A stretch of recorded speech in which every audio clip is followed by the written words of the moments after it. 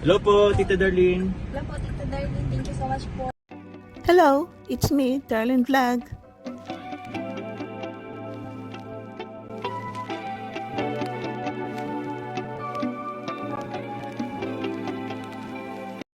Good morning mga kalingap, good afternoon, good evening mga ka-joker. It's me, Darlene Vlog. So, mayroon na naman tayo reaksyonan sa ang part 4 ng magkakapatid na ito na binansagan na zombie ng kanilang mga kapitbahay. Pero hindi sila zombie ha, mga normal po sila na tao. So, bago yan, siyempre shoutout po natin si Kuya Mas Santos Matuwang, si Ate na Vlog, si Kalingap Rab, ang presidente ng Karipa Birador, si Kuya Noli Oreda TV, Kalingap Chomar. Paki-subscribe po si Carla Tapilar at ang ating isa sa ating ambasador sa Ligaw Albay, si Kalinga Puse. So ito mga kachungkar, bumalik na naman sila Kalinga Prab doon sa magkakapatid na hindi nagsasalita. Laging nakayuko, pero may bago na naman na balita sa kanila. Panoorin ang short clip. So habang naglalakad si Kalinga Prab, meron na siyang bit-bit na 3 cellphone para sa 3 dalaga. At habang palapit na palapit siya sa bahay, narinig niya na maingay sa labas.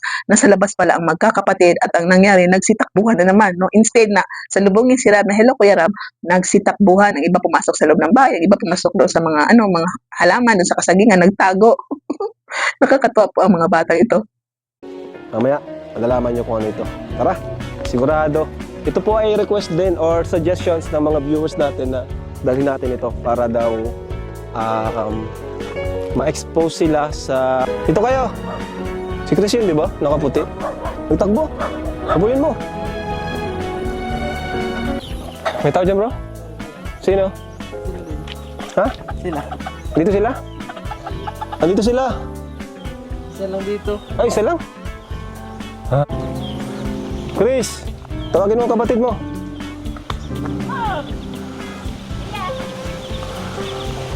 Ngayon ko lang sila nakita nasa labas. Ayan o.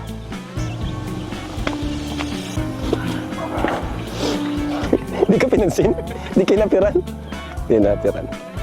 Ayun. Napiran ka. Yung isa hindi talaga. Parang tumakas si Melissa, si Via at si Chris at si Melissa yung bunso, yun ang pumasok sa loob at nagtago. At dito makita natin ang kanilang bahay, maliit, 'di ba? Maliit, isa lang kwarto, maliit na.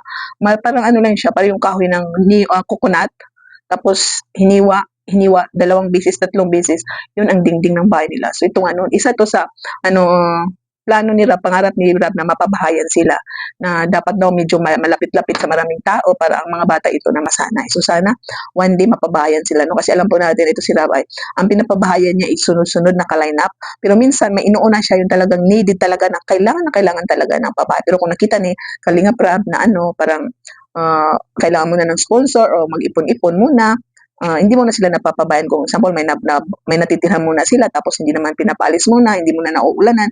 Minsan, muna pinapaubay muna ni Kalinga Prab sa mga schedule niya. Pero pag needed talaga, pinapabayan niya. So dito, hindi natin alam no kailan sila mapapabahayan. Pero yun nga lang alam natin is naka-line up itong magkakapatid sa mga pabahay ni Kalinga Prab na papabahayan. So dito sabi nila na, Chris, tawagin mong kapatid mo. Yung tinawag ni Chris, si Via, at pauwi na sila. At yun na nasa lubo, parang yung peace bomb. At parang nag-response si Via. No? Nag-response siya, hindi siya gumiti, hindi nagsasalita, pero nag-response. So itong mga bata ito is hindi naman palagi, no? Kahit hindi sila nagsasalita, may mga response naman sila na normal na tao sila. Yung mahiyain lang talaga sila, na mahiyain. Ito si Chris ay para siya ng close ni Rab, no? Siya lang lagi ang utusan, nakikisuyo lagi si Rab na, Chris, tawagin mo sila lumabas dito. Ito si Chris naman, labas kayo dito. No, nagre-response pa rin si Chris. Ay, grabe. Kumusta kayo? Dito kayo? Chris, papunta mo sila dito at bibigyan ako sa inyo. Sige na. Magalit si mama niyo, bahala kayo. Masarap at tsokolate, kinain nila. At ito si Chris, ayun, sumasagot na. At sabi ni Kalinga Prab na, may dala akong sorpresa. Si Chris lang ang sumasagot, so siya lang makakatanggap. So ang dalawa is parang hindi pa sila parang hindi pa sila na-convince, hindi pa rin sila lumabas. Ayun, nagtatago pa rin. Ito si Chris, buti pa si Chris, Chris, kumusta Chris? Buti pa si Chris. Masarap ba yung binigay namin na nakaraan? Kinain nyo? Ayun lang pala. Grabe ang pasensya ni Kalinga Prab, no? Kasi minsan tayo, napipikon tayo ba kung sino man dyan na Halika na dito, lapit, dito ka. Tapos hindi ka pa pinapakinggan. Minsan, ay, bahala ka dyan, ayaw ko na, parang gano'n. Pero si Kalinga Prabis, hindi talaga siya bumibitaw, hindi siya napapagod. Melissa, dito ka. Via, dito ka. Pero ayaw pa rin nila lumabas. Melissa, Via, ayaw pa rin. Chris, dito ka. Ito si Chris sumunod. At ito si Chris palang nag-close na ni Kalinga Prab. Lahat ng tanong ni Kalinga Prab, sinasagot. At kilala niya si Rab. Tinanong niya si Mako, si Kalinga Prab, Kuya Rab. Oh, di ba? Nakaka-identify na siya, nakaka-memorize na siya. Nakaka-identify naman kasi kilala niya, pero yun lang mahihain. Pero yun nga, memorize na niya, kilala niya si Kalinga Prab kasi pang-apat na visit na nila ito. Sige na. Ito nga, oh. Ito nga, Chris, oh. Ito nga, Chris. Oh, ayun na, nag-move na si Chris. Oh, dito ka, Melissa, oh. Oh, Bea, upo ka na. Upo na. Sige na. Oh. Sige. Tinutulungan niyo ba ang mama niyo? Tinutulungan, kumain na ba kayo? Opo.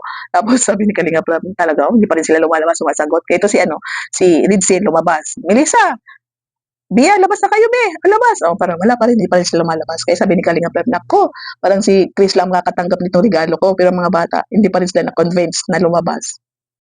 Kaya dumating ang nanay, yon. Pinasok niya mga bata, labas kayo, labas. Siya ang nagstay doon sa loob para bantayan sila. Hindi na lumabas ang nanay, doon siya nakaupo para tingnan ng dalawa. Lumabas ang dalawa, pero saan nakatingin? So, parang sumasagot sila nakagano. No? Hindi sila tumitingin sa tao. Pero siguro katagalan nito, titingin na sila, makikipag-usap, nakatingin na sila sa inyo. So, ito talaga, iwan ko kailan, ilang visit ba yan para yung harapin nila si Rab na makipag-usap ng ganito. Nagigib ng tubig? Hindi niyo tinutulungan? Tinutulungan. Tinutulungan nyo naman. Ay, mukhang si Chris lang ang mabibigyan ko nitong pasalubong. Ayaw niyo bang pumasok sa school? Ikaw, Chris, ayaw mo pumasok sa school? Iyo. Gusto, ayaw? Gusto po. Gusto mo? Asa si nanay mo, ano? Pauwi na yun? Hintayin natin si mama mo para kay nanay kasi nasunod dito sila eh. Sa atin, nahihiya talaga sila. Ganito pala ang ginagawa niyo, Chris, kapag ano? Nay, paanin niyo daw sila, Nay? Palabasin niyo po. Tawagin niyo po. Labas na daw kayo. Oh, ayun na, si nanay. Ayun na po si nanay. Wala na yung magagawa. Ayun pala. Maayos naman pala yung mga itsura. Mga kalinga po. Oh, magaganda sila, guys. Tingnan niyo, guys. Oh. Tinanong sila, ano ba ang pangarap niyo sa buhay? Ano ang pangarap niyo maging? Hindi sila nakasagot. Ano kaya ito? Nahihiya sila o hindi nila alam ang anong pangarap? Kasi alam ko, itong mga batang ito, nakapag-aral pa yan sila nung siguro mga grade 1, grade 2, grade 3, ganun po. So siguro naririnig nila yung mga police, mga teacher, mga doktor, alam nila ata yan, no? Pero sa sitwasyon nila, dahil wala na silang iniisip na mag-aral, dahil binubuli sila, parang hindi na nila ata naisip na mangarap ng matataas na magiging sila, piloto, magiging abogado, magiging teacher, dahil nakafocus na sila sa bahay na dahil binubuli sila. So, parang ang isip nila ngayon, dito lang sa bahay, magtanim ng talbos, kumain ng kamote, saging. Dahil nga, ang nasa isip nila, yung binubuli sila, hindi sila welcome sa school. Pero sooner or later, alam natin na ang mga bata ito ay lalabas din yung pangarap nila. Masasabi na nila ano ang gusto nila sa buhay, anong gusto nila na matapos, di ba po mga kalingap? Sa tingin ko, ang mga bata ito is naririnig din nila ang cellphone siguro. Baka minsan pumupunta sa tita, no? Baka minsan nakakaluwas, sandali lang, nakakaluwas ng baryo, pero sandali lang. Baka may nakita silang mga cellphone at alam nila cellphone ng tawag. Nakita ninyo, nung iabot ni Kalinga Prab yung cellphone, lumingon si Chris, nakangiti, sabi niya salamat. Ibig sabihin, alam niya ang cellphone kasi, siguro, baka kung hindi niya alam, siguro magtanong siya, ano yan? No, di ba? Ano yan, matakot ka eh, kasi parang hindi mukhang pagkain. Pero tinanggap niya, nakangiti, salamat. Oh, di ba? Salamat. Bubong. Ayan. Grabe to, guys. Siyempre, sa pangalan ito isa. Ayun. Okay. Ayan. Chris, dahil ikaw ang unang sumagot. Ito, Chris, para sa'yo, Chris. Sige, Chris, harap ka. Oh. Taran! Oh, sige na. Uy, very good. Nagsagot. Buksan natin. Oh. Ito ay isang cellphone. Oh, di ba? Para dito ay ayan. Ayan, oh. May earphone ka pa. Oh. Kailan magmula dyan. Gawin mo na. Hawakan mo. Hawakan mo lang. Nasisira yan. Nakagamit ka na yan? Hindi na po. Hindi po. Hindi pa. Marunong ba yan? Ano yan, makakatulong yan sa inyo. Nakangiti si Melissa na tinanggap ang cellphone. Nakangiti rin si Bia na tinanggap ang cellphone. Pero ito si Bia, pagtanggap niya, binaba niya sa sa hita ni Melissa para bang tinanggap niya pero parang mamaya na. So mga bata ito is hindi 100% na mahiyain siguro palagay natin. 10% ang nila response na hindi nahiya, 100% ang mahiya. Pero to si Chris is dandahan siya nagbabago. At yun ang sabi ni Kalinga Prab na, sige na, gamitin nyo na. So, malaking tulong ang cellphone nito kasi para para makanood sila kung anong nangyayari sa labas ng bundok. Makakita sila ng mga taong sumasayaw, nagti-TikTok, umaawit. Dami pa.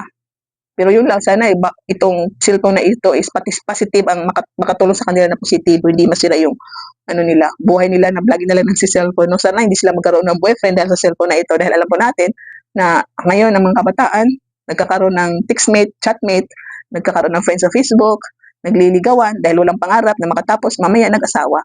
So sana ang mga batang itong cellphone ay makatulong sa kanila na mamulat sila na hindi lang pala ang buhay natin ay sa bundok para magtago, kundi para makapag-aral at magiging guro tayo, magiging engineer tayo. Ito nga po, no? So, dahil ang isa rin, walang kuryente pala sa bahay nila. So, saan sila mag-charge?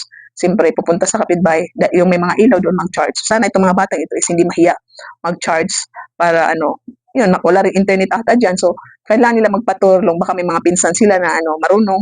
Baka turuan sila. Yung mga kakilala na marunong sa cellphone, baka turuan sila. So, sana pagdating ng panahon is mapabahayan sila. Siyempre, pag may bahay, may kuryente, may tubig. So, ito, makacharge sila ng maayos. Sa tingin ko, pag alis siguro ni Kalinga Prab, masayang-masaya sila, nag-picture taking ata sila, no? Nag-picture taking, nag-cellphone, nag-selfie. So, baka malay natin, ilang araw na to, baka nagti-TikTok na sila. Isa sa pinsan nila na nagti-TikTok, tapos tinuruan sila mag-TikTok. Hindi natin alam. So, baka dito na magsimula na ngingiti na sila, sasagot na sila. Di ba po mga ka-Jumcar? Tinawag ni Red si Melissa lumabas para buksan ang cellphone. Si Bia talaga hindi siya lumabas. Alam natin na ito si Kalinga Prab is masama ang pakiramdam, sinisipon. Kaya yon nakaupo lang siya dyan at nagpupunas ng kanyang sipon. Di ba alam natin na nagkasakit si Kalinga Prab ilang araw. Grabe ang ang kaso ngayong panahon mga Kalingap. So siguro si Kalinga Prab is okay na dahil na-vlog niya si Krista. So medyo okay na si Kalinga Prab pero hindi 100% okay siya. So medyo okay na. Sa pagse-selfie nila, ngumiti si Christy. Gusto ko to rin si Christy, ngumiti si Christy. Si Bia is lalong tumingin doon. Si parang lang, sumulyap lang si Melissa. So maganda, positibo ang selfie nila dahil siguro sa tingin ko pag alis ni Kalinga Prab, kung anong ginagawa niya sa cellphone. May video. Ano ito? May selfie. So baka kung ano-ano ng pinicture nila sa bundok. Baka puno na ng gallery cellphone nila. Nagpicture sa mga puno, sa mga ibon na nagliliparan, sa garden nila, ano-ano, di ba? So baka may pinsan sila na magaling sa cellphone, na naturuan sila. So baka pagbalik ni Kalinga Prab sa part 5, magaling na mga bata ito mag-cellphone. Bea, dito ka, Bea. Dito ka, Bea. Selfie daw. Bea, dito ka. Yun selfie tayo. Ayan na. Bea. Tingin. Iting naman. Yung tumalikod patuloy lalo. Ang bihira kayo. Yun nga, sabi ng nanay, masaya pag alis ni Kalinga Prab, tatawa na naman niya sila. Yun nga sabi ni Kalinga Prab, pag umuwi daw sila is maingay, nagkukwentuhan, nagtatawa na. Pero ito daw si Bia, sa kanila lahat is, iba daw ugali, talaga daw siya, hindi siya maingay na bata. So yun nga, masaya ng mga bata, nakapag-decide na sila na mag-aaral na sila sa pasukan. Itong maganda, sa part 5 ata, baka ipapasya na sila ng SM kasi ito hapon na ata, mga alas 4, wala ng oras. So siguro mga next time, puntahan sila na maaga-aga, sunduin, ipasyal sa SM. Ito maganda, tingnan natin kung anong reaksyon ng mga bata. Ito, baka ma-amaze sila sa dami-dami ng tao. Marami silang makitang bagay na wala sa bundok. O baka alam nila yan, naririnig nila yan, pero hindi pa nila nakikita. So, parang excited ako sa part 5 na pagpunta nila sa mall. Matutuwa sila, makita nila yung mga daming nakadisplay na pagpipilian. Kasi alam ko, ito si Kalinga Prab, pag ipasyal yung mga beneficiary niya, pinapa-shopping niya. So, excited ako na sila mamili ng kanilang underwear, sila mamili ng kanilang uniform. O, di ba? Excited ako mga Kalingap dito sa part 5 ng Jomcar dahil ito, nakadesign na daw sila. Ito si Melissa na mag-aaral na daw sila. Hindi na papasok na daw sila sa pasukan. So, I'm sure na ito rin si Chris, susunod, si Via, kasi si Viat is, gusto daw niya masaya siya, pero dahil nervous siya, kaya hindi siya nagsasalita. So, wala naman bad na karanasan ng magkakapatid. Iyon sa nanay. Ang naranasan lang na nila is hindi sila nagsasalita dahil mahiyain, lagi nakayuko. So, nabully sila. So, lalong nakayuko. Pag pumunta sa tindahan, magkakasama sila. Kung may bibilhin, magkakasama sila. Tapos naglalakad lang, hindi namamansin, nakayuko. So, hindi naman pangit yun. No? Pero normal lang na siguro dahil nahihiya sila sa tao, kaya sila nakayuko. So, ito mga kalingap, no? Tuloy-tuloy lang, supportan natin kay Kalingap Rab. Kasi ito nga, ang mga batang ito ay gusto doon nila magkaroon ng bahay. Naririnig daw ng nanay nila sa labas na napapag-usapan itong Kalingap ay nagpapabahay, nagbibigay ng bahay. So, excited sila. So, ito rin makatulong kasi siyempre, pag mag-study sila, 4 sila na estudyante. So, pag mag-study, kailangan talaga nila ng ilaw, hindi lang sulo. So, yun nga mga Kalingap. Yun sa panonood ninyo, tulong-tulong. Panoorin nyo itong mga vlog ni Kalingap Rab para makatulong ito sa mga magkakapatid na ito. Pag tinanong sila, salamat, habaan mo naman, Chris. Nagtawan ng tumawa si Chris. Nagpasalamat si Melissa. At ito, sino ako, Chris? Sino ako, Chris? Sino ako, Chris? Pangatlong tanong. Sumagot siya, si Kuya Rab po. Kilala ng mga bata ito, si Kalingap Rab. Hindi lang sila nagsasalita. So, tuloy-tuloy lang po mga Kalingap ang pagsuporta natin sa mga vlog ni Kalingap Rab. Panoorin ang lahat ng video niya. Isalin niyo sa pagmamaraton kung pwede lang, supportahan natin itong magkakapatid para makapasok na sila ng pag-aaral nila. 3 yun sila mga 4 yung maliit. At siyempre, para mapabahayan. So, God bless you all. Salamat sa panonood natin mga video. Ating rin-reactionan, shoutout sa Team Kalingap, Kalingap Partners, lahat ng charity vloggers, mga reactors, Karipa, hello sa inyo lahat yan, mga kariak. Ikaw shoutout sa lahat na OFW sa ibang bansa. Ingat kayo. Lahat na love team ng Kalingap, Jumcar community, mga founders, mga admin, Jumcar fans for life, solid Jumcar supporters, Jumcar marathoners, Team Baliw, Mansanas. I love you all and see you in my next reaction video. God bless you and bye for now.